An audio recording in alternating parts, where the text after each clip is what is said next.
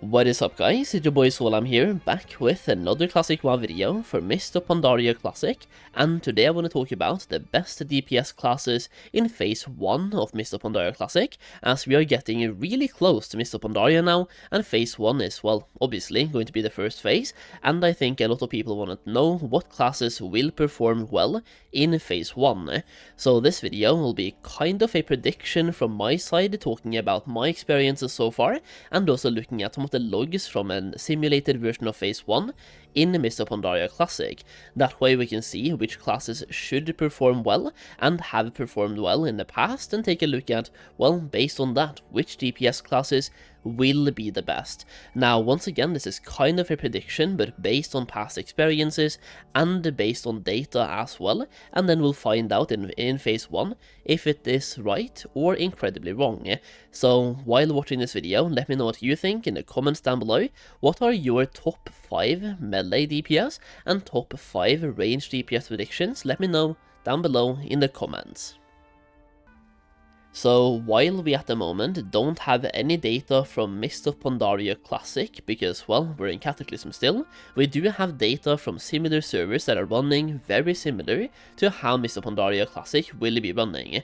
So, for example, here is data from a server that is based on the last patch of Mists of Pandaria, just like Classic, but is now still raiding in Phase 1 raid, so Mogishan Vault, Heart of Fear, and the Terrace of Endless Springs.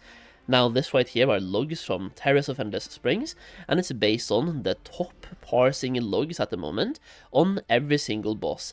So here you can see, for example, on the left side you have the first boss, then you have the second one, and over here you have a bunch of different, well, you can just see for yourself, it's a lot of tanks. We're just going to try to ignore the tank part here, but I just want to show you which DPS classes are usually shown on the top 25 for every single boss. I'm not going to dive deep into it right now. I just want to show you guys that once again we do have logs for this, and you can go and check them out for yourself if you want to really deep dive into the logs as well. I'm just going to scroll through this really quickly so you can see the classes that kind of shows up the most when it comes to top 25 on all of these bosses. On some bosses it's very obvious, like for example here, a bunch of warriors on that boss. Well, there we go, like a bunch of warriors.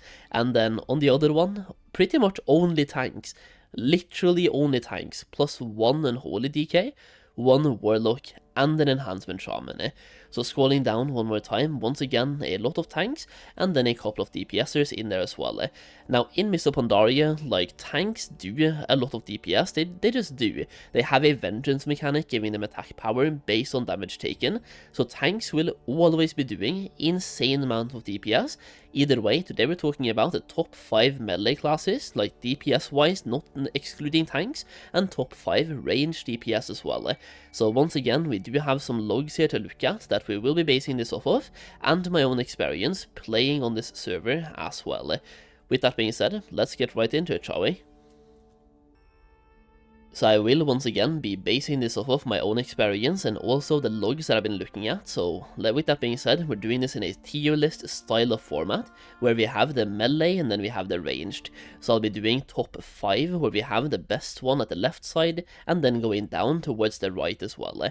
So let's get right into it, and once again let me know if your list looks any different in the comments down below as well.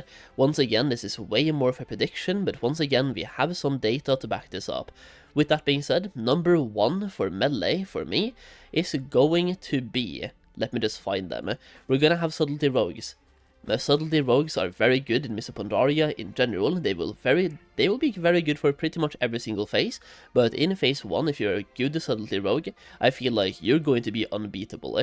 There will be some fights where you are beatable, of course, like Subtlety Rogues are very good single target, you have Smoke Bomb, it is overall a very good spec and a very good class to play, but you will very likely get beaten on certain fights by class number 2 and class number 3. So class number 2 for me is going to be Arms Warriors. Arms Warriors are also very often on the DPS meters, and on certain fights they are not just on the DPS meters, they are at the top, and sometimes your entire DPS meter will be filled up by warriors.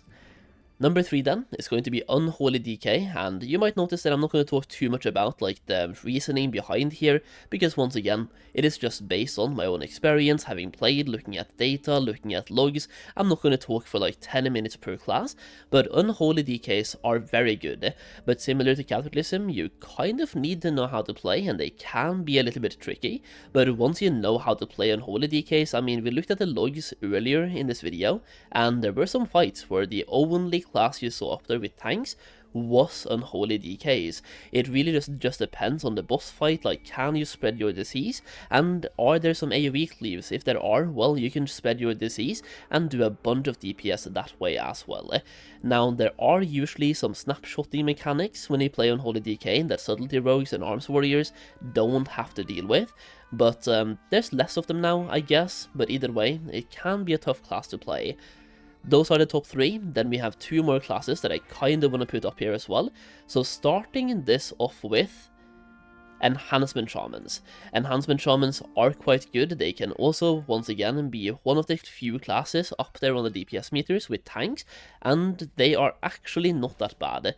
I feel like that's kind of like, it's weird to say, but they weren't really like super insane in Cataclysm, I guess, so them being not that bad means they're pretty good. Enhancement Shamans are pretty good, and at this point there's one more class that I want to put up here in top 5, and can you guess what that class will be? Or not just class, but like what spec?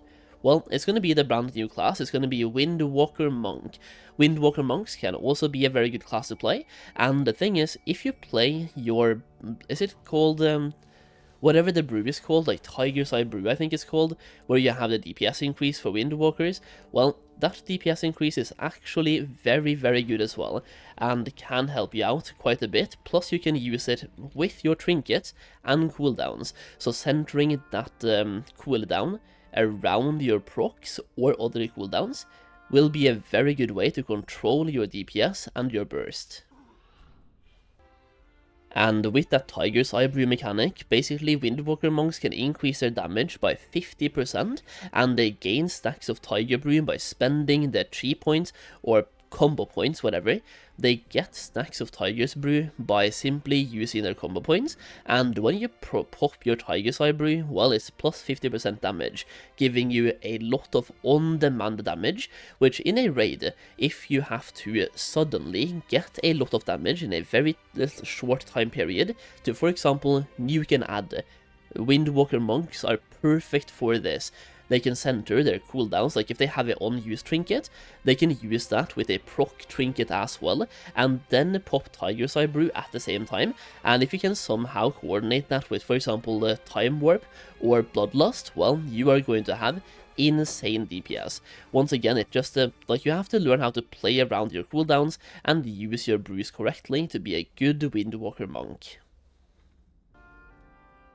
Next up then, we have ranged DPS, and here things might get a little bit complicated, or you might disagree with what I'm doing here, but either way, let's get right into it. So for me, Survival Hunters are number 1 easily, and it feels like they could almost go They could almost go into the melee category because they're doing physical DPS, but I mean, they're still ranged, but they're doing physical DPS, so it still feels weird to me to like put hunters into that category because once again, they're not casters, they don't use spells, but it's still a ranged class. So survival hunters are very, very, very good, and they will be surpassed, or they can be surpassed by a Beast Mastery Hunter on certain boss fights, and especially later in the expansion.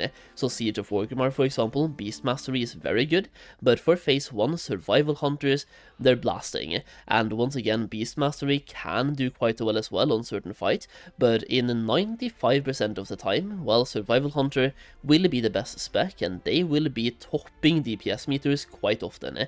So survival, very good spec to play. Another class that deserves a spot up here is going to be the Frost Mage for me. Now, for Mage, you can pretty much just make an argument here for both Frost and Fire. It just depends on how you want your DPS. If you want to have a massive AoE DPS, Fire can be better than Frost, but the thing is, Frost does very good at both single target and AoE. It's not just a one trick like thing. They can do both single target, AoE, and the crowd control, which can be very useful in raids as well, especially raids like Heart of Fear with adds. You can control a bunch of adds as a Frost Mage by yourself. In addition to that, once again, topping DPS. Now, as the time goes by and the expansion rolls around, in later phases, other classes will be topping and Fire Frost Mages will go further down this list. So for example, at the end, Warlocks are going to be number 1. At least I think so. Like in Siege, when you get your Legendary Cloak, like Warlocks, they are absolutely topping. And speaking of Warlocks, they are going to be number 3 on this list. And the thing is, I'm putting Destruction up here, but Affliction is also very, very good. But I do believe that in Phase 1, Destruction is a little bit better than Affliction, but that changes later in the expansion where Affliction becomes a little bit better than Destruction, but they're both still absolutely playable and very good specs. So Destruction, very good as well, and I'm gonna be a Warlock main, so I'm really excited. I love Warlocks in general, have loved them since Classic WoW, Vanilla WoW, and I've played one in pretty much every expansion, except Mists of Pandaria. Like in retail as well, I've played a Warlock in every expansion except Mists of Pandaria, so it's my time to finally see how that feels like. Now, Elemental Shamans also definitely should be up here, so Elemental Shamans, number 4 when it comes to ranged DPS, and Shamans bring a lot to the table outside of just DPS, but Elemental Shamans also do very good DPS. You have a very good, burst window as Elemental, plus very good AoE, and even right now in the background you can see that number 6 and number 7, on the DPS meters, they are Elemental Shamans. So once again, Elemental Shamans are quite okay.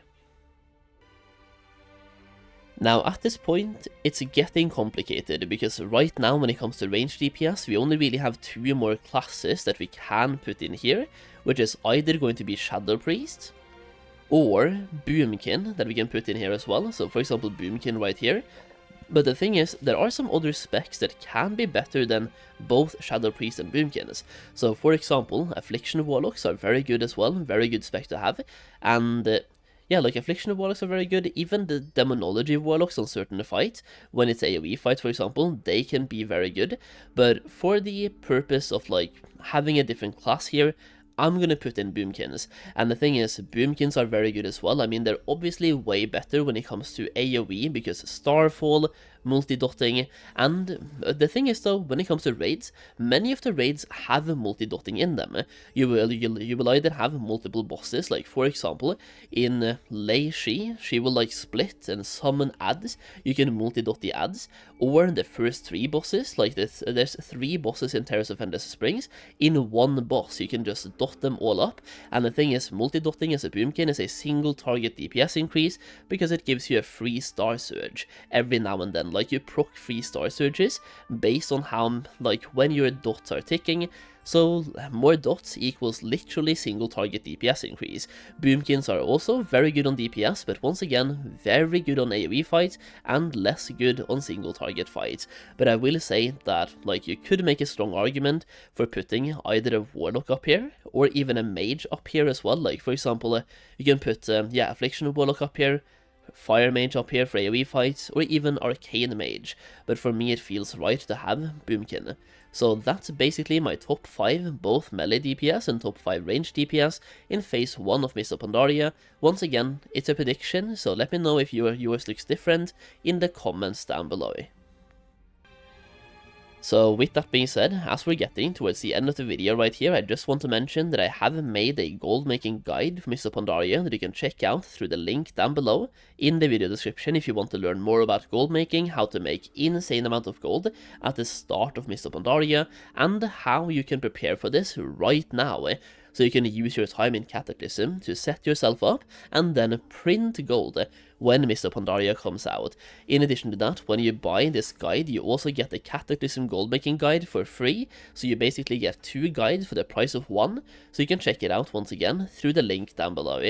Either way, that's basically what I have for you today, so once again, let me know your thoughts down below in the comments, and if you enjoyed the video, leave a like down below as well, it really helps me out, and if you do, well, thank you so much. Either way, that's it for now, so once again, thank you for watching, and I'll see you again in the next video very soon.